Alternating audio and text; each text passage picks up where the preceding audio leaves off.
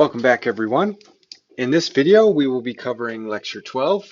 The topic is risk-neutral pricing. We're going to split this lecture into 4 parts, 4 separate videos. In the first part, we're going to generalize the binomial model to price any derivative. Previously, we learned how to price call and put options using the binomial model. We're now going to learn how to price any general single asset derivative. In the second part of the lecture, we're going to use the binomial model to derive something called the risk-neutral pricing formula.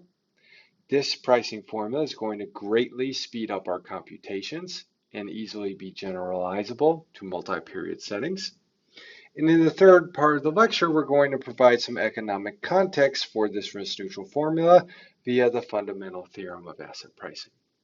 In the final part of the lecture, we will then conclude. Okay, so let's get started. Our setup is going to be similar to before. We're still in a binomial world. There's a non-dividend paying stock S. The price of the stock today is known. It's S0. And we also have a continuously compounded risk-free interest rate R, which is greater than or equal to 0. We have 2 dates in the model, 0 and T. Date 0 is today. Date T is the future. And at date T, there are 2 possible states of the world that could occur. First, there is the U, or the up state. Second, there is the D, or the down state. The payoff to the stock is going to depend on this future state of the world.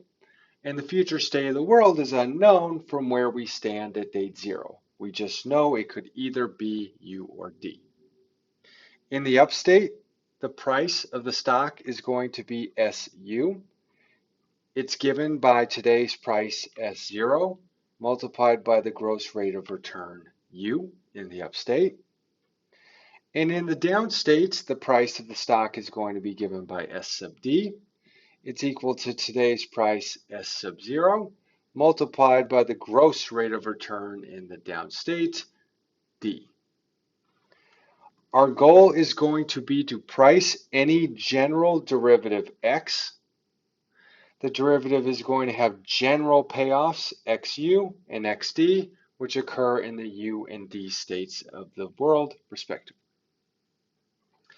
This slide is just a visual summary of our model. It's always nice to draw the binomial graph because it lets us summarize the information all in one shot. We're going to again have 2 dates. Date 0 is today. Everything at date 0 is known right now. And date capital T is the future. We don't know what's going on at date capital T, but we do have some prior belief about what could happen. And that's in the form of the states. We have 3 assets. There's the stock, the bond, and the derivative. The price of the stock today is S0. And the stock's payoff depends on the state of the world in the future. In the U, or the up state, the payoff to the stock is given as follows. It's SU equal to U dot S0. And in the D state of the world, the payoff to the stock is given by S sub D. It's equal to D times S sub 0. The risk-free bond, B, has the same payoff in every state. It's by definition because it's risk-free. It just pays off BU equals 1 in the up state and BD equals 1 in the down state. The price of this bond is just a discount factor then. You take 1, take the present value of it at the continuously compounded risk-free rate. The price of the bond is B0 equal to e to the negative RT. Everything so far is exactly the same as we've worked with before. Our goal is going to be to calculate the price of this derivative X at date 0. It's denoted by X sub 0. And the information that we're given is that the payoff to the derivative depends on the state of the world. In the up state, it's given by X sub U equal to X sub U. And in the down state, it's given by X sub D. So how do we price this derivative? Okay, we use the same techniques we have before, and that's going to be replication. Recall that pricing by replication proceeds in 2 steps. First, we find a portfolio whose value replicates the payoff of this derivative, which is what we want to price. We find something that replicates the payoff of it at date capital T. Second, we apply the law of one price to back out what its date zero prices must be. So to replicate the derivative's payoff, consider forming the following portfolio at date zero. You're going to own delta shares of the stock, and you're also going to own beta bonds, each with a face value of 1, which have the risk-free payoff. And what we're going to do is we're going to call this portfolio Y. This is portfolio Y.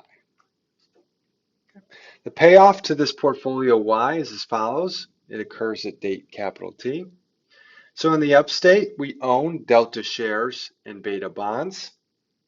Each of the delta shares is worth S sub U. Okay?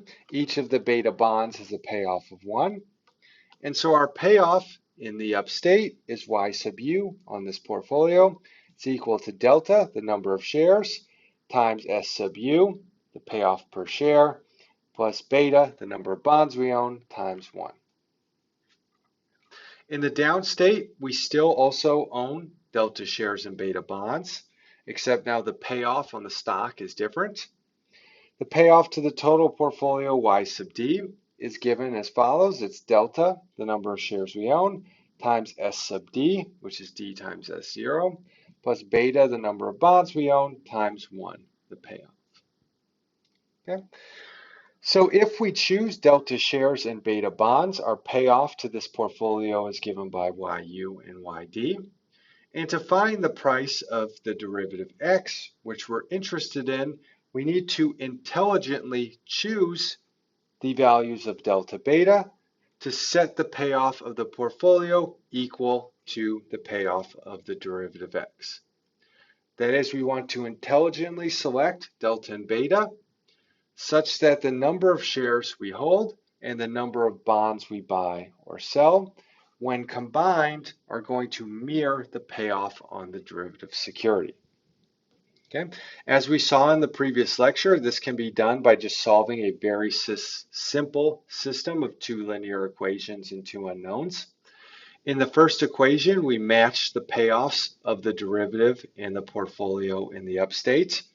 We set X sub U, which is given to us, it's the payoff to the derivative, equal to the payoff of the portfolio in the upstate, which is Y sub U. And in the downstate D, we set the payoff to the derivative X sub D, which is given to us, equal to the payoff of the portfolio as well, Y sub D.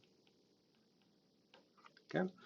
What we want to do is we want to select delta and beta such that this system of two linear equations and two unknowns is true. Okay, our unknowns are delta and beta. And if we use our techniques from lecture 11, then we can solve for these two unknowns very easily. The solution is given at the bottom of the slide. I recommend you use the techniques I showed you in the previous lecture to confirm it's correct. The number of shares that we need to own in the replicating portfolio Y to mirror the payoff on the derivative X is given by delta. It's just equal to the difference between the derivative's payoff in the up and down state, X sub U minus X sub D, over S sub U minus S sub D. Okay? And the number of bonds we need to hold in the portfolio is given by X sub D times U minus X sub U times D over U minus D. Again, you can solve this system in two linear equations and two unknowns. You can solve this for delta and beta to confirm that my solution is correct. Or alternatively, if you don't want to do that, you can just plug in the delta and beta that I have here into the original equations, and you should pop out XU and XD on the right-hand sides. Okay. So in other words, if we use this solution for delta and beta, what's going to happen is that the portfolio of delta shares and beta bonds is going to replicate the payoff on the X derivative. Delta and beta are given by the equations. And importantly, notice that the payoff on this derivative X is completely general. It could be anything, pretty much, even including the payoffs to calls and puts. It's completely generalizing what we did in lecture 11. Okay? And so once we find the delta and beta, this is going to be our replicating portfolio.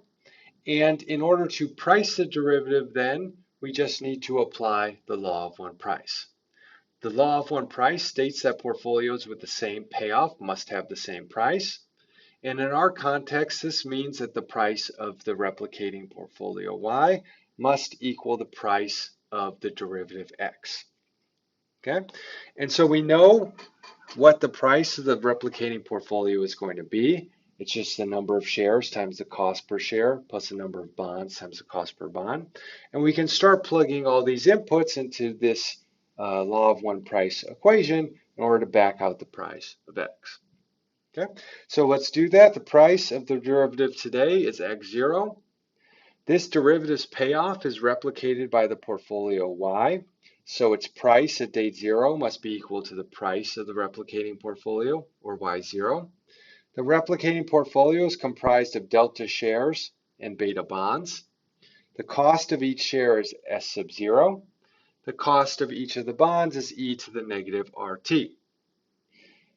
Plugging in the formulas for delta and beta from the previous slide gives us then the derivative price. X sub 0 is going to equal delta times S0 plus beta times e to the RT, where delta is equal to XU minus XD over SU minus SD, and beta is equal to XD dot U minus XU dot D over U minus D. The formula looks very messy, I agree, but it's straightforward. It's basically the exact same formula we had for calls and puts, except now we use the letter X instead of C or P. And once we introduce risk-neutral pricing in the next video, we're going to see that this formula can be simplified by even a lot more. Okay. The most important thing to note really in this is that X can have any general payoff. It can even be the payoffs to more exotic options, like the one we'll deal with in this practice problem here. So I'll give you a minute to read this question, then I'll work through it and I'll solve it.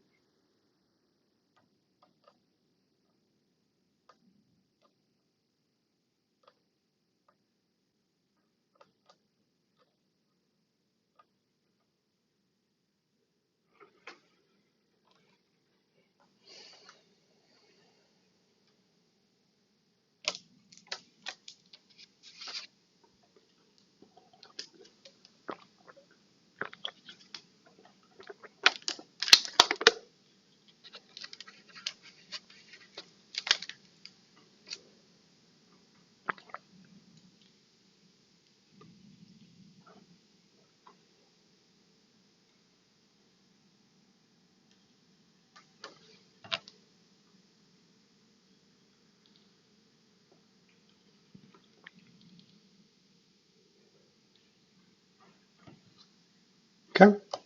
So the problem statement is as follows. We have Red Rock Resorts. Today's price of Red Rock Resorts is $3 per share. Red Rock Resorts is a non-dividend paying stock. If you're interested, Red Rock Resorts has Red Rock Casino, very nice place in Las Vegas. Okay.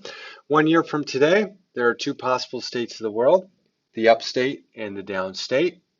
In the upstate, the economy is booming and the price of Red Rock Resorts is $5. In the D state, the economy is suffering, and in particular, tourism is suffering, and the price of Red Rock Resorts is $2. Continuously compounded risk-free interest rate is 0. And what we are interested in, assuming no arbitrage, is pricing something called a power derivative on Red Rock Resorts. Now, we've never dealt with power derivatives before. All we've really seen is forwards, futures, calls, and puts. But we're going to see that this generalized binomial model is going to allow us to price this power derivative no matter what, as long as we know its payoffs.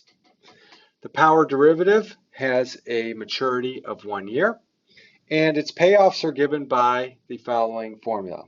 The payoff in the upstate, X sub U, is just equal to the underlying asset, S sub U's payoff, squared. It's a second power derivative. And in the downstate, the payoff to the power derivative is X sub D. It's equal to S sub D squared.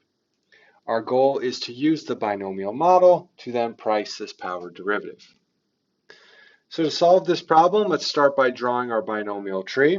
We have two dates. Today is date 0. The future is date capital T. It's equal to date 1. Okay. There's only one state at date 0. It's whatever today is. It's known. But at date capital T, there are two possible states. There's the up state of the world, U, and the down state of the world, D.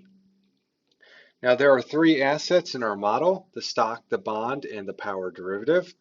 The stock has a payoff of the stock has a price of S0 equals to 3.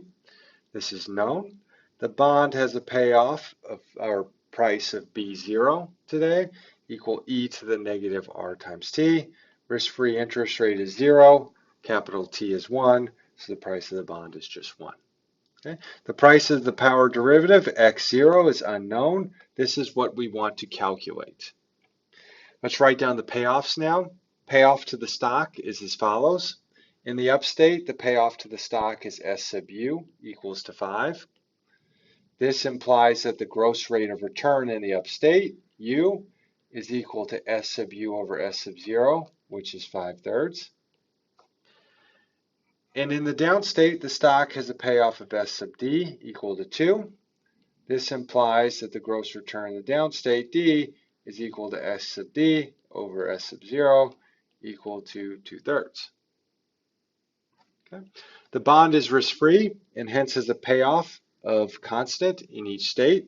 That constant is BU equal to 1 and BD equal to 1 as well.